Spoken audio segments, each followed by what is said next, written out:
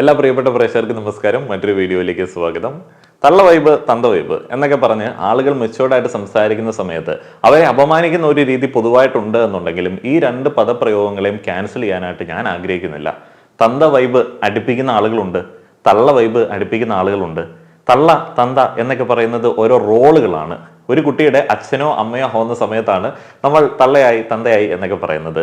ഒരു കുട്ടിയുടെ അച്ഛനോ അമ്മയോ ആയതിനു ശേഷം ഒരു വ്യക്തി ആകെ മൊത്തത്തിൽ മാറി ബാക്കിയുള്ള സകല ജനങ്ങളുടെയും, എസ്പെഷ്യലി അവരെക്കാളും പ്രായം കുറഞ്ഞ ആളുകളുടെയും അച്ഛനും അമ്മയുമായി മാറാൻ ശ്രമിക്കുന്ന ആ ഒരു പ്രതിഭാസത്തെ, ആ ഒരു അവസ്ഥയെ തള്ള വൈബ് തന്ത വൈബ് എന്ന് വേണമെങ്കിൽ വിളിക്കാം. ഞാൻ ജസ്റ്റ് നിങ്ങൾക്ക് ഉദാഹരണത്തിന് ഒരു വീഡിയോ കാട്ടിത്തരാം. സത്യം പറഞ്ഞാൽ ഇന്നത്തെ ഈ കുട്ടികളുടെ അവസ്ഥ കണ്ടിട്ടുണ്ടല്ലോ, വിഷമവും സങ്കടവും ഒക്കെ വന്നൊരു ദിവസമാണ്. പ്രത്യേകിച്ച് പെൺകുട്ടികളുടെ പറഞ്ഞ ഒരു വക തിരിവ് അനുസരണ ഇല്ലാത്തതാണ് പെൺകുട്ടികൾ വളർന്നു വരുന്നത്. പ്രത്യേകിച്ച് 14-15 വയസ്സ് കഴിഞ്ഞ പെൺകുട്ടികൾ ഒരു അനുസരണ ഇല്ലാണ്ടാ വളരണേ. അവർക്ക് നമ്മൾ, അതായത് മാതാപിതാക്കൾ മേടിച്ചു കൊടുത്തൊരു ഫോൺ പോലും ഒന്ന് ജസ്റ്റ് ഒന്ന് തുറന്ന് അത് നോക്കാനോ ചെക്ക് ചെയ്യാനോ അനുവദിക്കത്തില്ല. അങ്ങനെ വല്ല നമ്മൾ ചെക്ക് ചെയ്യാൻ ശ്രമിച്ചു കഴിഞ്ഞാൽ പിന്നെ അവിടെ പ്രാന്ത് പോലെ പിള്ളേർ കിടന്ന് കാണിക്കുവാണ്. അതുകൊണ്ട് തന്നെ പാരന്റ്സ് എന്ത് ചെയ്യാൻ പറ്റും? അവരെ കാലത്തിലൊത്ത് അതിലും കാണിച്ചോട്ടെ, എങ്ങനെയും പോട്ടെ, നമുക്കൊരു ശല്യം വേണ്ടല്ലോ എന്ന് വിചാരിച്ചിട്ട് അവരങ്ങ് വിട്ടു കൊടുത്തേക്കാം. കാരണം ഇവരുടെ പ്രാന്ത് പോലെ കിടന്ന് കാണിക്കുക. എല്ലാ വീട്ടും ഓൾമോസ്റ്റ് ഇത് തന്നെയായിരിക്കും നടക്കുന്നതെന്ന് ഞാൻ വിചാരിക്കുന്നത്. ഇങ്ങനെയുള്ള കുട്ടികളുടെ വീട്ടിലാണ് പാരന്റ്സിന്റെ അടുത്ത് മയക്കും കൊണ്ട് ചാനലുകാർ വരിക. കാരണം എന്തെങ്കിലും അപകടം ഉണ്ടാവും, ഇതുപോലെ പീഡനം, അതുപോലെ എന്തെങ്കിലുമൊക്കെ ആപത്തും കാര്യങ്ങളൊക്കെ വരുത്തിയിട്ട് അവിടെ ഇട്ട് ചാനലുകാർ വരും. ലാസ്റ്റ് അവിടെ നിന്ന് ഇങ്ങ് കരഞ്ഞ് മെഴുകി പറഞ്ഞ് വിഷമമായിട്ട് ഇങ്ങനെ നിൽക്കണതാണ്. ഇന്നും ഒരു അമ്മേനെ അങ്ങനെ കണ്ടു, വളരെ വിഷമം തോന്നി, വളരെ സങ്കടം തോന്നി. നമ്മളൊരു പെൺകുട്ടിനെ വളർത്തുന്നതുകൊണ്ട് പറഞ്ഞാണ് കേട്ടോ, വേറെ ഒന്നും വിചാരിക്കണ്ട. നിങ്ങൾക്ക് അനുഭവം ഉണ്ടെങ്കിൽ കമന്റ് ചെയ്യുക താഴെ. മടിയിൽ കുപ്പിപ്പാലുമായി കിടക്കുന്ന ആ ഒരു കുട്ടിയാണെന്ന് തോന്നുന്നു വളർന്നു വരുന്ന പെൺകുട്ടി. ആരെങ്കിലും ആയിക്കോട്ടെ, ഒരു കൊച്ചു കുട്ടിയുടെ അമ്മയാണ് എന്ന് നമുക്ക് നിസ്സംശയം പറയാം. എനിക്ക് തോന്നുന്നു എൻ്റെയൊക്കെ ജനറേഷനിലുള്ള ഒരു ആളായിരിക്കാം. ഞങ്ങൾക്ക് പഴയ കാലം വെച്ച് നോക്കുകയാണെന്നുണ്ടെങ്കിൽ ഇപ്പോൾ 1-2 കുട്ടികളെ അല്ലെങ്കിൽ 3-4-5 കുട്ടികളെയൊക്കെ വളർത്തേണ്ട ഒരു സാഹചര്യത്തിലാണ് നിൽക്കുന്നത്. പക്ഷേ നമുക്ക് അതിനുള്ളൊരു പ്രിവിലേജ് ഇല്ലാത്തതുകൊണ്ട് നമ്മൾ അതിനെക്കുറിച്ചിട്ട് ആലോചിച്ച് തുടങ്ങുന്നതൊക്കെ ഉള്ളൂ. ഈ കുട്ടികൾ ഉണ്ടായതിനു ശേഷം ചില ആളുകൾക്ക് വല്ലാത്തൊരു ആദിയും വ്യാധിയൊക്കെ തോന്നുന്ന സമയത്ത് ഉണ്ടാവുന്നതാണ് എന്ന് എനിക്ക് തോന്നുന്നു ഈ ഒരു സദാചാര വർത്തമാനങ്ങളൊക്കെ. ഈ സ്ത്രീ പറഞ്ഞതിനകത്ത് ഒരു പ്രധാനപ്പെട്ട നല്ല പോയിന്റ് ഉണ്ട്. അതിനെ മാത്രം ഞാൻ ആദ്യം ഒന്ന് എടുത്ത് പറയുകയാണ്. കുട്ടികളുടെ ഫോൺ ചെക്ക് ചെയ്യുന്നതിൽ നിങ്ങൾ മടി വിചാരിക്കേണ്ടതുണ്ടോ, പേടി വിചാരിക്കേണ്ടതുണ്ടോ? കുട്ടിക്ക് 18 വയസ്സിന് താഴെയാണെന്നുണ്ടെങ്കിൽ നിങ്ങൾ ഉറപ്പായും ആ ഒരു കുട്ടിയുടെ ഫോൺ ചെക്ക് ചെയ്തോളുക. കാരണം നിങ്ങൾ പേരന്റ് ആണ്, നിങ്ങൾ ഗാർഡിയൻ ആണ്. അപ്പൊ ആ ഒരു കുട്ടിയുടെ സുരക്ഷ നിങ്ങളെയാണ് ഏൽപ്പിച്ചിരിക്കുന്നത്. 18 വയസ്സിൽ താഴെയുള്ള ഒരു കുട്ടിയുടെ പ്രൈവസിക്ക് വലിയ കാര്യമായിട്ടുള്ള ബഹുമാനം കൊടുക്കുന്ന നമ്മളെ പോലുള്ള ആളുകളാണെന്നുണ്ടെങ്കിൽ അവരുടെ പേഴ്സണൽ ചാറ്റുകൾ തുറന്നു നോക്കാതെങ്കിലും അവരുടെ സെർച്ച് ഹിസ്റ്ററി, അവരുടെ ഇൻസ്റ്റഗ്രാം ഫീഡൊക്കെ നമുക്ക് ചെക്ക് ചെയ്യാം. ഇൻസ്റ്റഗ്രാമിന്റെ ഫീഡ് നോക്കിക്കഴിഞ്ഞാൽ, യൂട്യൂബിന്റെ ആ ഒരു ഹോം പേജ് നോക്കിക്കഴിഞ്ഞാൽ ഒരു വ്യക്തിയുടെ യഥാർത്ഥ സ്വഭാവത്തിന്റെ ഒരു ഏകദേശ പിക്ചർ നമ്മൾക്ക് കിട്ടും. അവരുടെ ഒരു ഇൻട്രസ്റ്റ് നമുക്ക് മനസ്സിലാവും. ഈ കഴിഞ്ഞ ദിവസം റാഗ് ചെയ്ത കുട്ടികൾ അവരുടെ ഹോം പേജ്, അവരുടെ ഫീഡൊക്കെ അറിയാനായിട്ടുള്ള ആഗ്രഹമുണ്ട്. എന്ത് കണ്ടന്റ് ആണ് അവർ കൺസ്യൂം ചെയ്യുന്നത്? അത്തരത്തിലുള്ള പരിശോധനകളൊക്കെ നല്ലതാണ്. ഇനിയിപ്പോൾ പേഴ്സണൽ ചാറ്റുകൾ വളരെ അപകടകരമായിട്ടുള്ള രീതിയിലേക്ക് പോകുന്നുണ്ട് നിങ്ങളുടെ കുട്ടിയെന്ന് നിങ്ങൾക്ക് ഉറപ്പ് തോന്നുന്ന ഒരു സാഹചര്യത്തിൽ പേഴ്സണൽ ചാറ്റ് പരിശോധിക്കാം. 18 വയസ്സിന് താഴെയാണെന്നുണ്ടെങ്കിൽ ഒരു മടിയും വിചാരിക്കാതെ പരിശോധിക്കാം. ചില സിറ്റുവേഷനുകളിൽ പ്രശ്നകരമാണെന്ന് നിങ്ങൾക്ക് ഉറപ്പുള്ള സാഹചര്യങ്ങളിൽ ഫോൺ ചെക്ക് ചെയ്യാം. അതിന് യാതൊരുവിധ കുഴപ്പമില്ല. എല്ലാ ദിവസവും വൈകിട്ട് ചെക്ക് ചെയ്യണം, എപ്പോഴും ഫോൺ എൻ്റെ കൊണ്ടുവന്ന് തരണം എന്നുള്ള തരത്തിലുള്ള പരിപാടികൾ ഒഴിവാക്കി ഇത്തരത്തിൽ നിങ്ങൾക്ക് കുട്ടികളുടെ ഫോൺ ഉപയോഗത്തെ മാനേജ് ചെയ്യാം. ഇനിയിപ്പോൾ കഴിഞ്ഞ ദിവസം നിങ്ങൾ കണ്ടില്ലേ, ഒരുത്തൻ വീട്ടിൽ വന്ന് ഒരു കുട്ടിയെ മർദ്ദിച്ച് കൊന്നത്. ആ ഒരു കുട്ടിയുടെ അമ്മയ്ക്ക് ആ ഒരു കുട്ടിയായിട്ട് ബന്ധപ്പെടാൻ പോലും പറ്റാത്ത രീതിയിലേക്ക് അകറ്റി നിർത്തിയിരിക്കുകയായിരുന്നു. അങ്ങനെയുള്ള സാഹചര്യങ്ങളിൽ എന്താണ് നമ്മൾ ചെയ്യേണ്ടത്? 2 ഇന്ത്യൻ പൗരന്മാർ തമ്മിലുള്ള പ്രശ്നമാണ്. പക്ഷേ ഗാർഡിയൻ എന്ന് പറയുന്നത് അമ്മയാണ്. ആ ഒരു സമയത്തും അമ്മയുടെ കയ്യിൽ നിൽക്കുന്നില്ല എന്നുണ്ടെങ്കിൽ നിയമ സംവിധാനങ്ങളെ അറിയിക്കുക. ഇങ്ങനെ ഒരു പയ്യൻ വീട്ടിലേക്ക് എപ്പോഴും അതിക്രമിച്ച് കയറി വരുന്നുണ്ട്, അവന് എനിക്കൊരു സുരക്ഷാ ഭീഷണിയാണ്, എൻ്റെ കുട്ടിക്ക് സുരക്ഷാ ഭീഷണി ഉണ്ട് എന്ന് എനിക്ക് തോന്നുന്നു. നിയമപരമായിട്ട് പോവുക. ഇങ്ങനെയുള്ള കാര്യങ്ങളൊക്കെ നമുക്ക് ചെയ്യാം. ഇനിയിപ്പോൾ ഇതിനകത്ത് ഈ സ്ത്രീ പങ്കുവച്ച ആകുലതയ്ക്കകത്ത് ഏറ്റവും വലിയ പ്രശ്നം എന്താണെന്ന് വെച്ച് കഴിഞ്ഞാൽ, നമ്മുടെയൊക്കെ ജനറേഷനുള്ള ആളാണ് എന്ന് ഞാൻ വീണ്ടും വിചാരിക്കുകയാണ്. എല്ലാ പെൺകുട്ടികളും ഇങ്ങനെയാണ്. പെൺകുട്ടികളെ വളർത്താൻ ഇത്ര പാടാണ്. പെൺകുട്ടികൾ മുഴുവൻ ഇപ്പോൾ ഈ ഫോൺ ഉപയോഗിച്ചിട്ട് പേരൻസിന് യാതൊരു ഇമ്പോർട്ടൻസും കൊടുക്കുന്നില്ല എന്നൊക്കെ പറഞ്ഞു വെക്കുന്നത് എന്ത് മോശമായിട്ടുള്ളൊരു പ്രവണതയാണ്. പെൺകുട്ടികളെ വളർത്താനായിട്ട് അത്ര പാടാണ്. പെൺകുട്ടികളെ വളർത്തണമെന്നുണ്ടെങ്കിൽ നമ്മൾ അവരുടെ ചില സ്വാതന്ത്ര്യങ്ങളൊക്കെ റെസ്ട്രിക്റ്റ് ചെയ്യണം. എപ്പോഴും ഒരു ഇഷ്യൂ ഉണ്ടാകുന്ന സമയത്ത് ഒരു പെൺകുട്ടിക്കൊപ്പം ഒരു ആൺകുട്ടി ഉണ്ടാവും.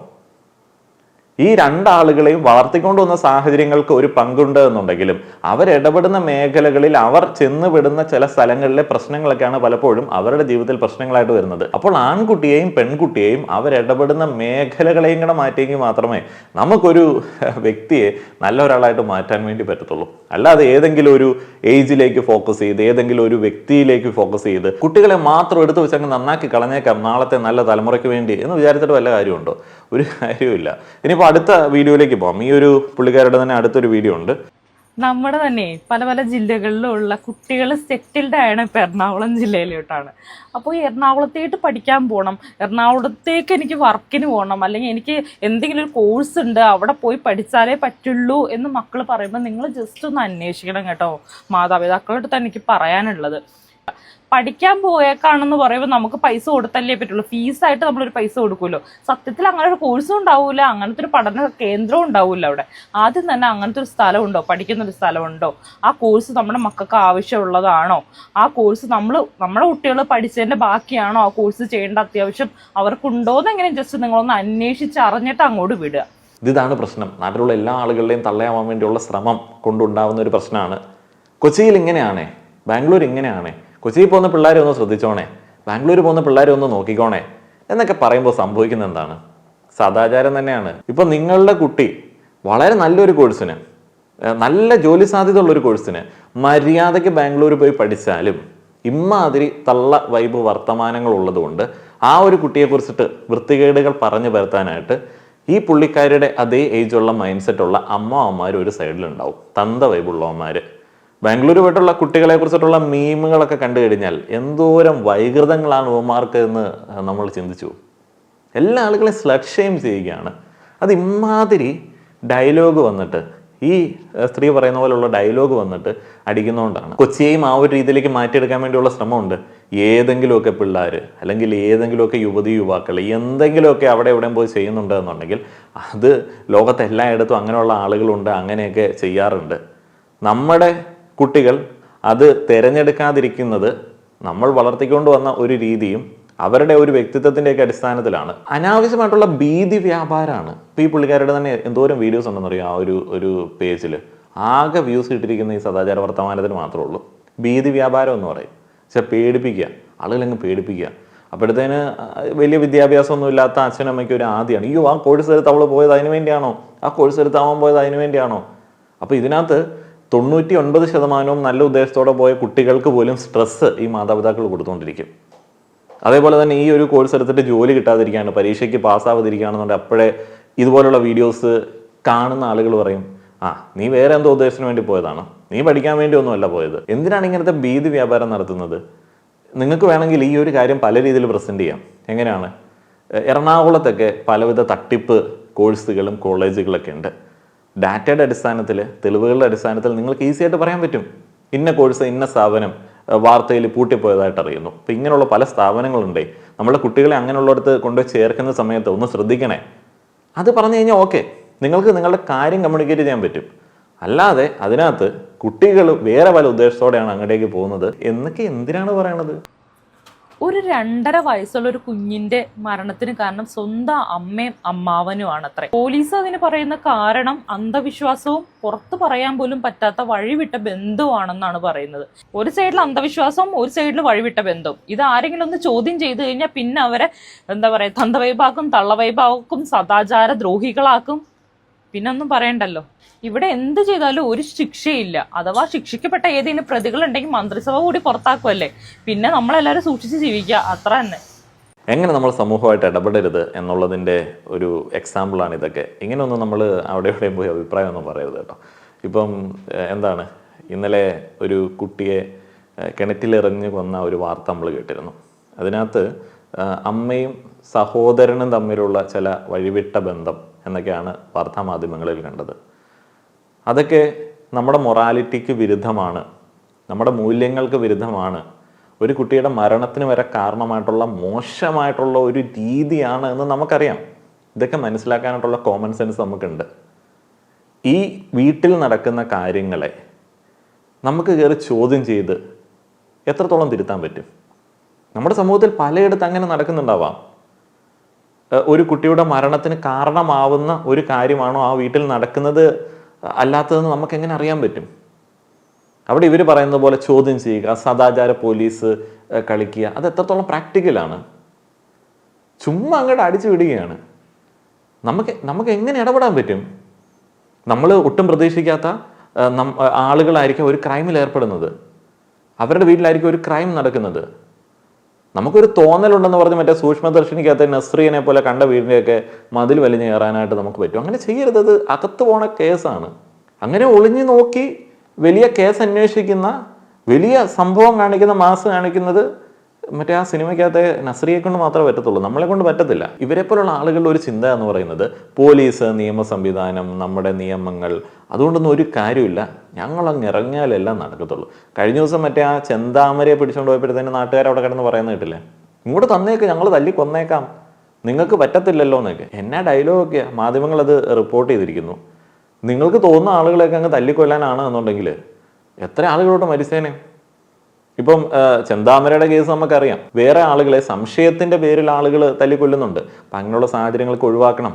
നമ്മളിൽ പല ആളുകളും വഴിക്കട നടക്കുന്ന സമയത്തായിരിക്കും ഒരു ക്രൈം അവിടെ നടക്കുന്നതും നാട്ടുകാർ നമ്മളാണത് ചെയ്തത് എന്ന് പറയുന്നതും. അപ്പം നമ്മളെയൊക്കെ അങ്ങ് തല്ലിക്കൊന്നു കഴിഞ്ഞാൽ ശരിയാവുമോ?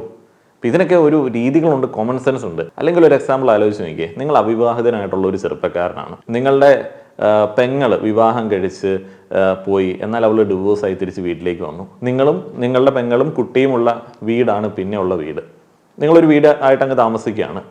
ഇപ്പം ഇങ്ങനെ ഒരു കേസ് വന്നതുകൊണ്ട് ഇതുപോലെയുള്ള ടീമുകൾ നിങ്ങൾക്കെതിരെ സംശയവുമായിട്ട് വന്നു കഴിഞ്ഞാൽ, നിങ്ങളെ ആക്രമിക്കാൻ വന്നു കഴിഞ്ഞാൽ ശരിയാവോ? ഇങ്ങനെയുള്ള ടീമുകൾ ഒരു പൊതുശല്യമാണ് കേട്ടോ. ഞാൻ ആദ്യം ഈ വീഡിയോസ് കാണിച്ചു എന്നുള്ളതേ ഉള്ളൂ. ഇനി അതിഗംഭീരമായിട്ടുള്ള വിപ്ലവ വീര്യമുള്ള ഒരു പോസ്റ്റ് കാണിക്കാം. ഇതും ഒരു അമ്മയാണ്. കല്യാണം പെട്ടെന്ന് കഴിക്കുക, കുഞ്ഞുങ്ങൾ ഉണ്ടാവുക, ഫാമിലി ലൈഫ്, ഇതൊക്കെ ബോറായിക്കൊണ്ടിരിക്കുന്ന ഈ ഒരു സ്പേസിൽ കുഞ്ഞുങ്ങളുണ്ടായാൽ അത് ഭാരമാണ് എന്ന് ചിന്തിക്കുന്ന, കുട്ടികൾ വേണ്ട എന്നത് വലിയ പ്രോഗ്രസീവ് ആണെന്ന് കാണിക്കുന്ന ഭീരുക്കൾക്ക് മുൻപിൽ ഇതാണ് എൻ്റെ വിപ്ലവം, ഇതാണ് എൻ്റെ രാഷ്ട്രീയം. വിപ്ലവമാണ് ആ സൈഡിൽ നിൽക്കുന്നത്. പാവമുണ്ട്, എന്തൊരു കഷ്ടമാണ്. പ്രോഗ്രസീവ് ആവുക എന്ന് പറഞ്ഞാൽ നല്ല കുടുംബ ജീവിതം നയിക്കാതിരിക്കുക, കുട്ടികളെ നോക്കാതിരിക്കുക എന്നതൊക്കെയാണോ? അല്ല, അത് മറ്റേ ഈ കാക്കമാരും കൃസംഗികളും മറ്റേ സംഖ്യകളും ഒക്കെ പരത്തുന്ന ഒരു നറേഷനാണ്. പ്രോഗ്രസീവ് ആവാൻ ശ്രമിക്കുക എന്നുള്ളതാണ്. എൻ്റെ വീട്ടിലുള്ള എൻ്റെ പെങ്ങളോടും അല്ലെങ്കിൽ ഭാര്യയോടെയൊക്കെ ചോദിച്ചു കഴിഞ്ഞാൽ ഞാൻ അത്ര പ്രോഗ്രസീവ് അല്ല എന്ന് അവർ പറയും. ഇതാവാൻ വേണ്ടിയുള്ളൊരു ശ്രമമാണ്, ബെറ്ററായിട്ട് സമൂഹത്തിൽ ഇടപെടാൻ വേണ്ടിയുള്ളൊരു ശ്രമമാണ്. അത് പ്രോഗ്രസീവ് ആയിട്ടുള്ള ഒരാളെ പലപ്പോഴും എടുത്ത് കാണിക്കുക ഇത്തിരി പാടാണ്. പിന്നെ പ്രോഗ്രസീവ് ആവുന്നത് കൊണ്ട് നമുക്ക് ഫാമിലി ലൈഫ് ഇഷ്ടമില്ല, കുട്ടികളെ ഇഷ്ടമില്ല എന്നുണ്ടോ? ഇല്ല. ഇതൊക്കെ വളരെ ഭംഗിയായിട്ട് ചെയ്യാൻ വേണ്ടിയാണ് നമ്മൾ പ്രോഗ്രസീവ് ആവുന്നത്. നല്ല പേരൻസ് ആവുക, നല്ല കുടുംബങ്ങളുമായി സമൂഹത്തിൽ ഇടപെടുക, നല്ല കുടുംബമായി സമൂഹത്തിൽ എക്സിസ്റ്റ് ചെയ്യുക എന്നൊക്കെ ഉള്ളതാണ് പ്രോഗ്രസീവായിട്ട് ഈ ഒരു കാര്യങ്ങളെ സമീപിക്കുന്ന 80% ആളുകളുടെയും ഒരു ലക്ഷ്യം. ബാക്കിയുള്ള 20% ആളുകൾ ആരാണ്?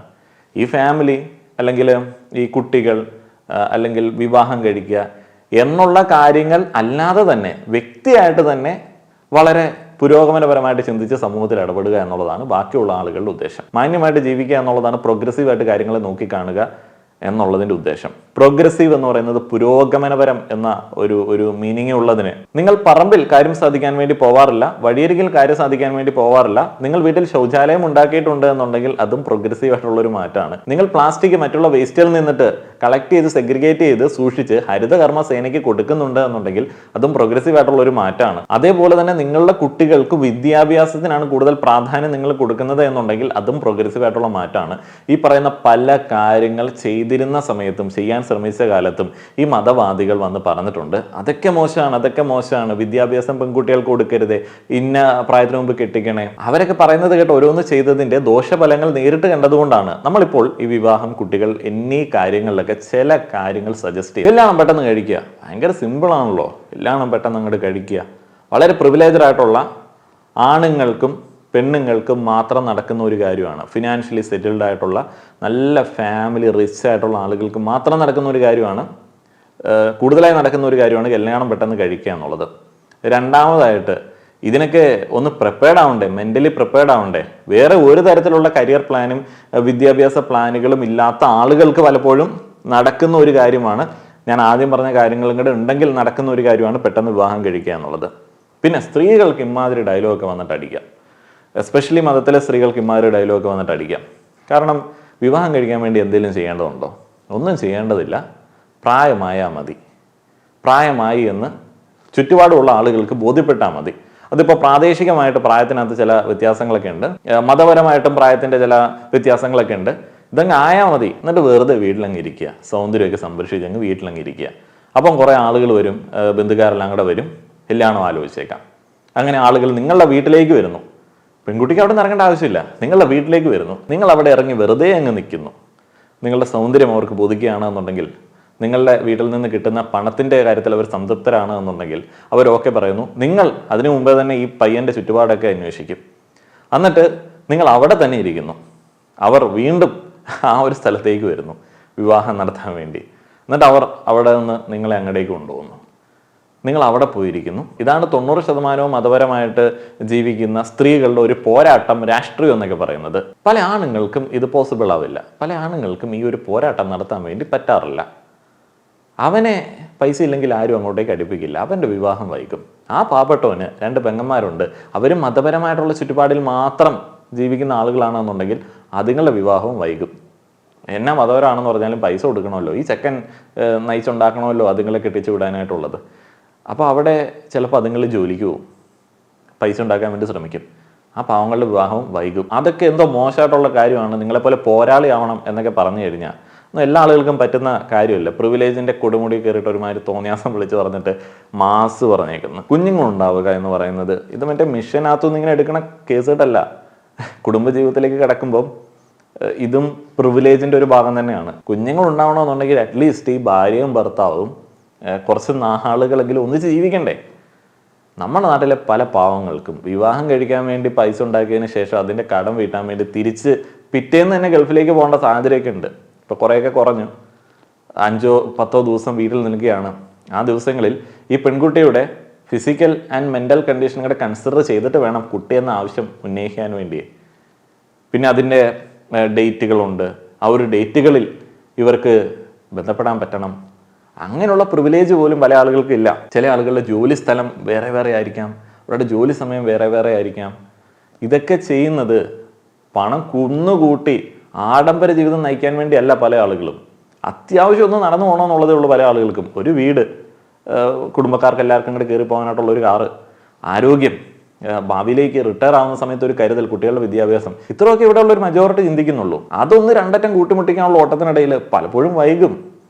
പിന്നെ ഈ വിദേശത്തൊക്കെ പോയി നിൽക്കുന്ന കപ്പിൾസിന് കുട്ടികളെ കൊണ്ടുപോയി കഴിഞ്ഞാൽ അതുങ്ങളെ നോക്കാനായിട്ടുള്ള ബുദ്ധിമുട്ടുകളുണ്ട്. ചില ആളുകൾക്ക് പേടിയായിരിക്കും, അവരത് ഇത്തിരി മുന്നോട്ടേക്ക് വെക്കും. അതാ നല്ലത്. അല്ലെങ്കിൽ കുട്ടികൾക്ക് പ്രോപ്പറായിട്ടുള്ള പേരൻറ്റിങ് കിട്ടാതെ വന്നു കഴിഞ്ഞാൽ വിദേശത്തൊക്കെ വലിയ കേസാണ്. അങ്ങനെ കഷ്ടപ്പെട്ട് കുട്ടികൾ വളരുന്നതിലും നല്ലത് ഇത്തിരി ഒന്ന് മാറ്റിവെക്കുക എന്നുള്ളതാണ്. അതാണ് വിപ്ലവം. നിങ്ങളൊക്കെ വർത്തമാനമൊക്കെ കേട്ടിട്ട് അതിൻ്റെ ഇടയിൽ അവരങ്ങനെ ഒരു ഡിസിഷൻ എടുക്കുന്നതാണ് വിപ്ലവം. ഞാൻ വളരെ സിമ്പിളായിട്ട് ബേസിക്കായിട്ട് പറയുന്നുള്ളൂ. 100,000 കാര്യങ്ങളുണ്ട് ഇതിൻ്റെ പിന്നിൽ. ഇനി മറ്റൊരു സാഹചര്യമുണ്ട്. ഈ കുട്ടി എന്ന് പറയുന്നത് ഞാൻ ആദ്യം പറഞ്ഞ പോലെ മിഷനകത്തുനിന്ന് ഇങ്ങനെ എടുക്കുന്ന സംഭവമല്ലല്ലോ. ആരോഗ്യപരമായിട്ടുള്ള ചില കാരണങ്ങൾ കൊണ്ട് ചില ആളുകൾക്ക് കുട്ടികൾ വൈകാറുണ്ട്. അവരെയും ഈ കുട്ടികൾ വേണ്ട എന്ന് വെക്കുന്ന കപ്പിൾസാണോ നിങ്ങൾ എന്നൊക്കെ ചോദിച്ച് വെറുപ്പിക്കുക എന്ന് പറയുന്നത് തോന്നിയാസം തന്നെയാണ്. ഇതിങ്ങനെ ജഡ്ജ്മെൻറ്റുകളല്ലേ. ഇവരൊരു വലിയ പോരാളി, പെറ്റുപെരുക എന്ന് പറയുന്നതിനകത്ത് വലിയ രാഷ്ട്രീയമൊന്നുമില്ല, വലിയ പോരാട്ടമൊന്നുമില്ല.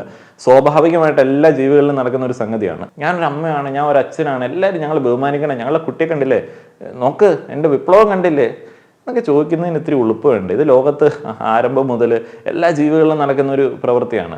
മനുഷ്യന് മാത്രമേ ഉള്ളൂ എല്ലാം ചെയ്താലും ക്രെഡിറ്റ് വേണ്ടത്.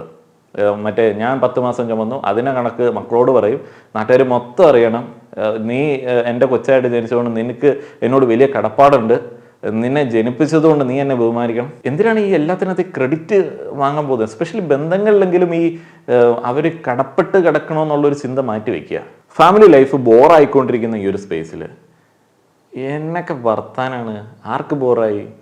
നിങ്ങളാണോ തീരുമാനിക്കുന്നത് ഇവിടെയുള്ള ആളുകളിലേക്ക് ഫാമിലി ലൈഫ് ബോറാണ് എന്നുള്ളത്? ആളുകളിലേക്ക് ഫാമിലി ലൈഫ് ബോറായതുകൊണ്ട് കണ്ടില്ലേ എൻ്റെ ഒരു കരവീരത്, എൻ്റെ ഒരു ട്രോഫി കണ്ടില്ലേ എന്നുള്ള ആറ്റിറ്റ്യൂഡിലാണോ നിങ്ങൾ ചോദിക്കണേ? ഇമാതിരിയുള്ള ജഡ്ജ്മെൻറ്റുകൾ ഇങ്ങനെ അടിച്ച് വിടാതിരിക്കുക. പല ആളുകളുടെയും കുടുംബങ്ങളിൽ ചില പ്രശ്നങ്ങൾ വ്യക്തികൾ കൊണ്ടുണ്ടാവും. ചിലപ്പോൾ ഒരു വ്യക്തിയുടെ സ്വഭാവം ഒരു ഫാമിലി ലൈഫിനെ മുഴുവൻ ബാധിക്കും. അപ്പോൾ ചില ആളുകൾ ഡിവോഴ്സ്ഡ് ആവും, ചില ആളുകൾ സെപ്പറേറ്റഡ് ആവും. അപ്പോൾ അവരെല്ലാം ഈ ഫാമിലി ലൈഫ് ബോറായതുകൊണ്ട് തീരുമാനമെടുത്ത് മാറി നിൽക്കുന്ന ആളുകളെന്ന് ജഡ്ജ് ചെയ്യാൻ വേണ്ടിയല്ലേ ഇമാരിയുള്ള വർത്തമാനങ്ങൾ പറയണേ. ഇതിൻ്റെയൊക്കെ അടിസ്ഥാന പ്രശ്നം എന്താണെന്ന് വെച്ച് കഴിഞ്ഞാൽ അമ്മയാവുക അച്ഛനാവുക എന്നൊക്കെ പറയുന്നത് എന്തോ വലിയ സംഭവമാണ്, കരക്കാർ മുഴുവൻ അംഗീകരിക്കണം എന്നുള്ള ഒരു ചിന്തയിൽ നിന്നിട്ടാണ്. നിങ്ങൾ നല്ലൊരു അമ്മയും അച്ഛനും ആവണമെന്നുണ്ടെങ്കിൽ നിങ്ങളുടെ കുട്ടി നല്ലൊരു മനുഷ്യനായിട്ട് രൂപാന്തരം പ്രാപിക്കണം. അവൻ സമൂഹത്തിൽ നല്ലൊരു മനുഷ്യനായിട്ട് ഇടപെടുന്ന ആ ഒരു മൊമെൻറ്റിൽ, അവൻ സമൂഹത്തിന് വേണ്ടപ്പെട്ടവനായി മാറുന്ന ആ ഒരു മൊമെൻറ്റിൽ ആളുകൾ പറയും നല്ല അച്ഛൻ്റെയും അമ്മയുടെയും മക്കൾ. അല്ലാതെ ഒരു കൊച്ചു പാല് കുടിക്കണ കൊച്ചിനെ കണ്ടിട്ട് അയ്യോ എൻ്റെ അമ്മ ഭയങ്കര ഗ്രേറ്റ് ആണ് എന്ന് പറയേണ്ട ആവശ്യം നമുക്കുണ്ട്. എന്തോരം പിള്ളേർ ഇവിടെ ഉണ്ട്. കുഞ്ഞുങ്ങൾ ഉണ്ടായാൽ അതൊരു ഭാരമാണെന്ന് ചിന്തിക്കുന്ന, കുട്ടികൾ വേണ്ട എന്നത് വലിയ പ്രോഗ്രസീവ് ആണെന്ന് കാണിക്കുന്ന ഭീരുക്കൾക്ക് മുൻപിൽ ഇതാണ് എൻ്റെ വിപ്ലവം, ഇതാണ് എൻ്റെ രാഷ്ട്രീയം.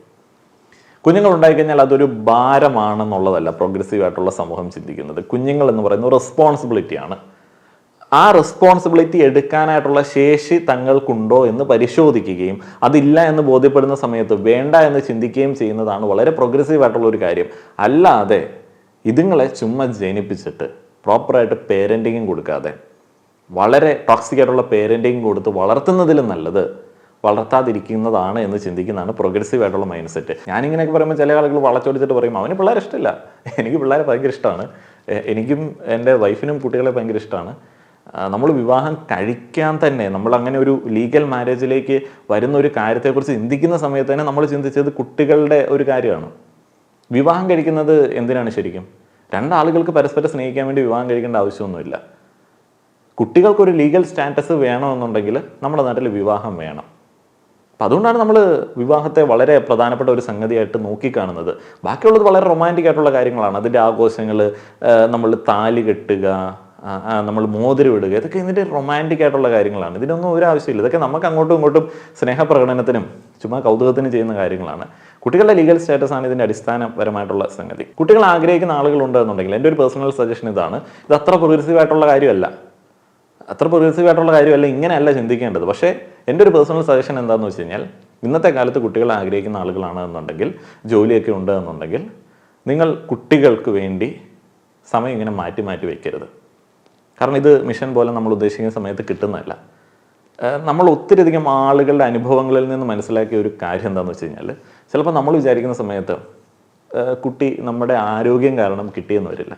അപ്പോൾ നിങ്ങൾക്ക് ഏകദേശമൊക്കെ ജീവിക്കാനുള്ള സാഹചര്യം ഉണ്ട് എന്നുണ്ടെങ്കിൽ, നിങ്ങൾ പല കാര്യങ്ങൾ മാനേജ് ചെയ്യുന്നുണ്ട് എന്നുണ്ടെങ്കിൽ, നിങ്ങൾ കുട്ടിയെ റിസീവ് ചെയ്യാനായിട്ട് റെഡി ആയിട്ടിരിക്കുക. നമ്മൾ സാധാരണക്കാരൊന്നും ഫുൾ സെറ്റിൽഡ് ആയിട്ട് കുട്ടിയെ റിസീവ് ചെയ്ത് അതിനെ വളർത്താൻ പറ്റുന്ന ഒരു സാഹചര്യത്തിലേക്ക് വരുന്നത് വലിയ പാടാണ്.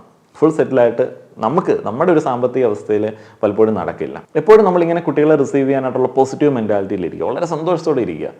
അല്ലെങ്കിലുള്ള പ്രശ്നം എന്താണെന്ന് വെച്ച് കഴിഞ്ഞാൽ, നമുക്ക് വേണ്ട എന്നുള്ള ആ ഒരു മൊമെൻറ്റിൽ ഒരു കുട്ടിക്ക് ജന്മം നൽകുന്ന ഒരു സമയത്ത് അതിനകത്തൊരു ചെറിയ ഗിൽറ്റ് പ്രശ്നങ്ങൾ വരും. അത് കുട്ടികളെ വരെ മാനസികമായിട്ട് ബാധിക്കാനായിട്ടുള്ള സാധ്യത ഉണ്ട് എന്നൊക്കെ ഉള്ളതാണ് ചില ആളുകളൊക്കെ പറയുന്നത്. എനിക്ക് തോന്നുന്നു അങ്ങനെയാണല്ലോ അമ്മയുടെ മാനസിക വിചാരങ്ങളൊക്കെ കുട്ടികളിലേക്ക് വരും എന്നൊക്കെ ഉള്ളതാണല്ലോ. എനിക്കിതിനെക്കുറിച്ച് കാര്യമായിട്ട് അറിയത്തില്ല. നമ്മൾ ഫുൾ ടൈം പോസിറ്റീവായിട്ടിരിക്കുക. അപ്പോൾ അങ്ങനെ ആകുമ്പോഴത്തേനും നമ്മുടെ പേരൻറ്റിങ്ങിൻ്റെ ഫസ്റ്റ് പ്രോസസ്സ് കഴിഞ്ഞു. നമ്മൾ എപ്പോഴും ആഗ്രഹിച്ചിരിക്കുകയാണ് കുട്ടികൾക്ക് വേണ്ടി, എപ്പോൾ കിട്ടിയാലും സന്തോഷം. അങ്ങനെ ഫസ്റ്റ് പ്രോസസ്സിൽ പേരൻറ്റിങ്ങിലേക്ക് കിടക്കുക, പിന്നെ പേരൻറ്റിങ്ങിനെ കുറിച്ചിട്ട് ആലോചിക്കുക.